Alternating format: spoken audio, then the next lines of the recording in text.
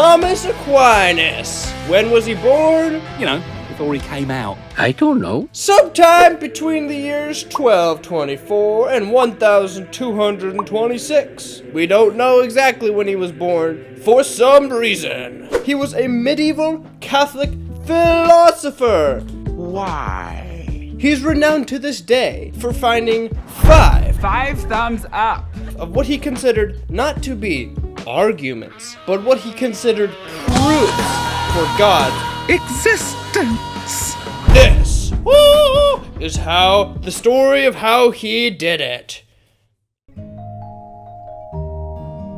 Thomas had a weird upbringing. His mother and father were wealthy nobles.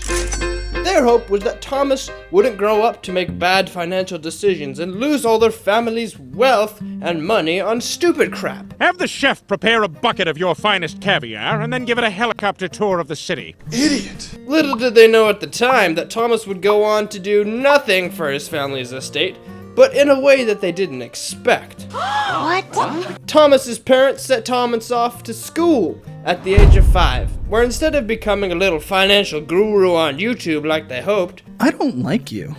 Why not? Thomas would fall in love with God. He showed impressive comprehension skills in philosophy, theology, and law. Around the time he finished school, Thomas was introduced to a gang of Catholics called the Dominicans. And these Dominicans, they took oaths of celibacy and chastity and poverty. Thomas was intent on joining them, much to the dismay of his parents. So, naturally, Thomas's brothers kidnapped him and locked him up in a tower in the family castle like a Disney princess. As one does. Just like a Disney princess movie, the family sent their version of a prince to rescue Thomas, but in the form of a prostitute.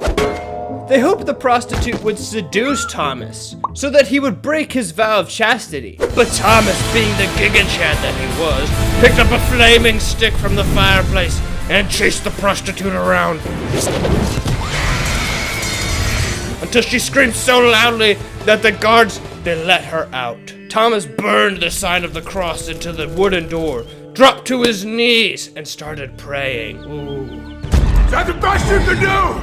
Yeah. After a year of imprisonment by his own family, I release you. he was released, and Thomas joined the Dominicans. His life from there involved relentless devotion to God, specifically writing about God. In his most famous work, Summa Theologica, Thomas wrote his famous 5 proofs for God's existence.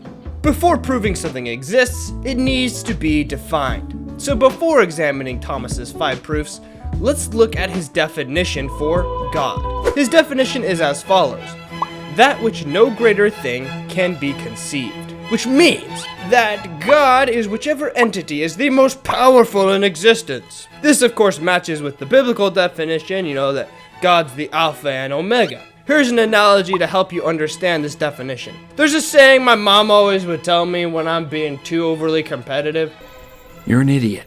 Just kidding. She would say, there's always someone stronger, or richer, or smarter. But that saying doesn't actually apply to everyone, because there is a richest person in the world. Say we look at just raw strength. There is a strongest person on Earth because there aren't infinite humans. At one point, someone like Eddie Hall, or Brian Shaw, or Hafthor Bjornsson would have been the strongest human on Earth. So let's apply that logic to Aquinas' definition. But instead of just strength, let's ask, who is the greatest in existence? But what is X? Greatness is difficult to measure and define, but for our purposes, let's stick with the idea that greatness is like mightiness. So, who is mightier, you or Eddie Hall? Probably Eddie Hall. He's just big and strong, bro. So using Aquinas' definition, God is that which no greater thing can be conceived, will lead us to the conclusion that Eddie Hall is God. Yay! Wait! Who is mightier, Eddie Hall or a Cybertruck? Well, the Cybertruck isn't sentient, but it would easily overpower Eddie Hall. There. Oh no, he just got ran over. Meaning the Cybertruck is the mightiest thing, so the Cybertruck is God. Which is greater, the Cybertruck or a B-2 bomber? So the B-2 bomber is God? Idiot! Do you guys see what I'm doing yet? Let's kick it up a notch. Which is mightier, the B-2 bomber or the sun? The sun, obviously. How about the entire observable universe and all of its stars? Clearly, the universe is mightier. Thus, if you accept Aquinas' definition for God, you have to affirm that God exists because there is a most mighty thing in existence. In this example, the mightiest thing in existence is the entirety of the observable universe. So, the universe is God. The universe is typically where our friends who are atheists stop asking this question. But when you back it all the way up to the universe, you now have to ask if the universe, containing all of its stars and planets and life, was created by something, or if it was created by nothing and has always existed. And always existing is challenging grounds to stand on, because if nothing has created the universe, then the universe is a massively powerful force that was somehow able to create within itself life, all matter of every kind, space so abundant that we cannot see the end, and time. Thus, and with all due respect to atheist friends, the atheist position might look something like this. Atheist creed. We believe in the most powerful thing in existence, The Unimind. the universe, which within itself unconsciously created all matter, created all space, created all time, created all living things, and created some living things with a mysterious consciousness that includes a will to resist the laws of nature and defy the laws of physics. But we do not believe in God.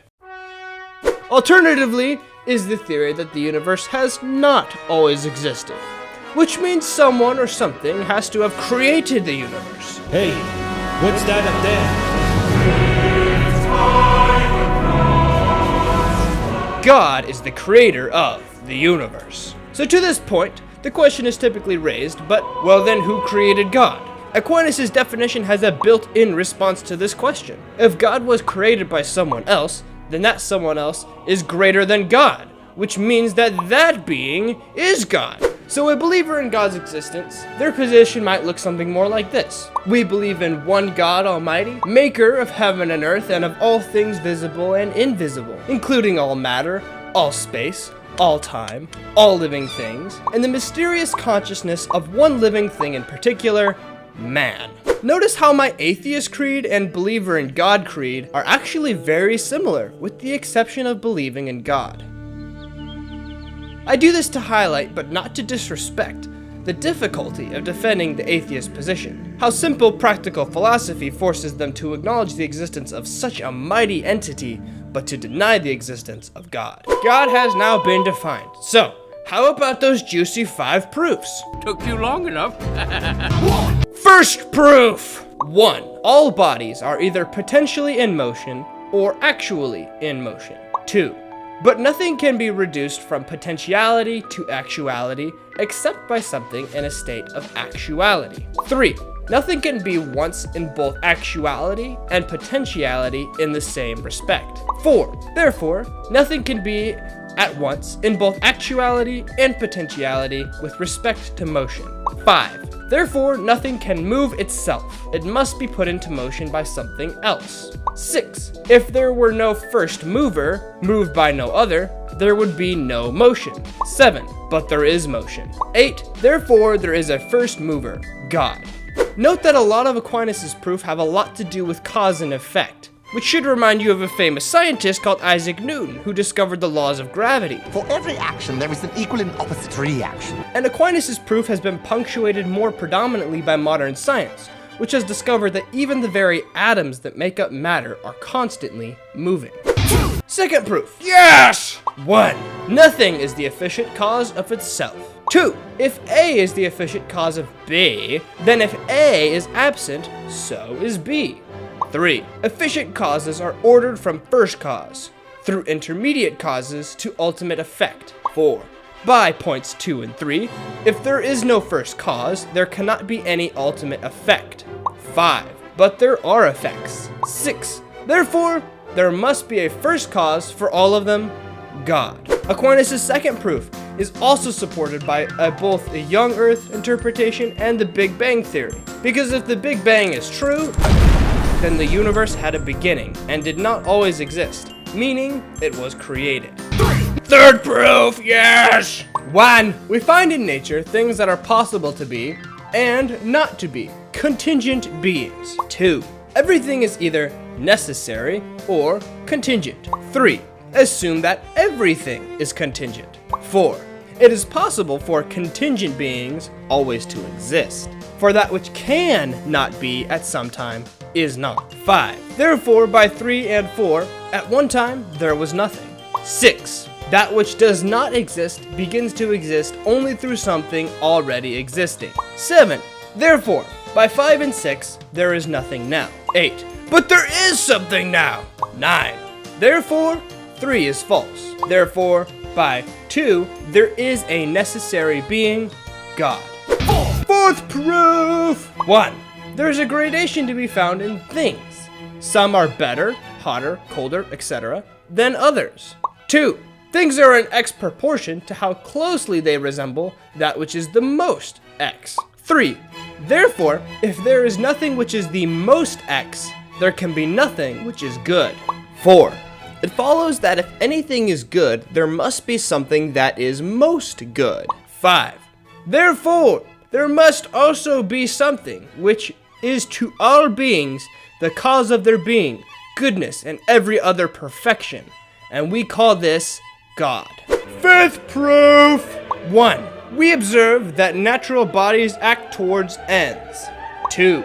Anything that acts toward an end either acts out of knowledge or under the direction of something with knowledge, as the arrow is directed by the archer.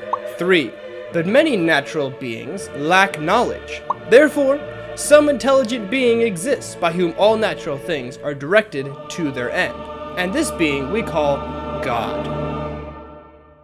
Following the 5 proofs and the rest is Summa Theologica, Aquinas continued writing about philosophy and theology. He was in the midst of writing and teaching his students about the 7 Catholic sacraments. Where's the money, Lebowski? Watch this video if you want to know what they are. However, Aquinas' teachings about the sacraments were left unsatisfactorily unfinished. This is because his life took an unexpected turn in the year 1273. Out of nowhere, Thomas ceased writing. Thomas not writing would be like if Ryan Reynolds just stopped being funny.